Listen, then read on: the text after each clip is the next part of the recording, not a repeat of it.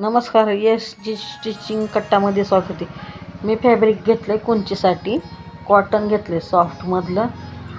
त्याची उंची घेतली मी 7 इंच आणि रुंदी घेतली 19 इंच आणि व टोपड्याची पण रुंदी 21 आणि 16-7 असं मेजरमेंट घेतलेले.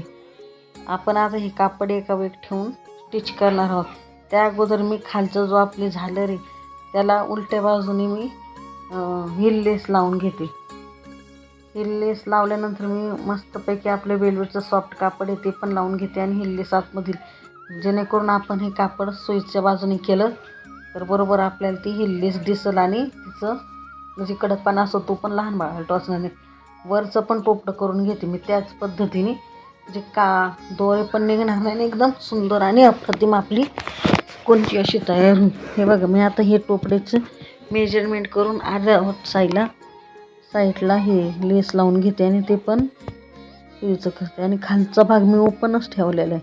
ह्याला पण दाबटीप मारून घ्यायची आपल्याला आणि खालचा भाग ओपन असा ठेवला आहे की मी खाली जे आपल्याला झालर घ्यायची ती झालर आणि वरची टोपड्याची बाजू म्हणजे आतमध्ये पॅक झाली पाहिजे आणि टिप पण दिसणार नाही अजिबातही. हे बघा कशी आहे, टिप दिसली का ते घाण दिसतं. लहान मुलांच्या हातात दोरी होतात यात, मग त्यांना त्रास होतो.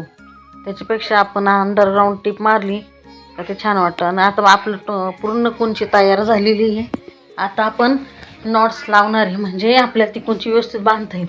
मी अशी लटकन केलेले आहेत, त्याला छोटी छोटी नॉट्स टाकू, सिल्वर नॉट टाकली आणि लटकन. हे बघा कशी कुंची आपली सुंदर अशी 3 महिन्याच्या बाळाला तयार झालेली आहे. सुंदर अप्रतिम. कशी वाटली तुम्हाला ही कुंची मला नक्की कमेंटमध्ये सांगा. चॅनलला सबस्क्राईब करा.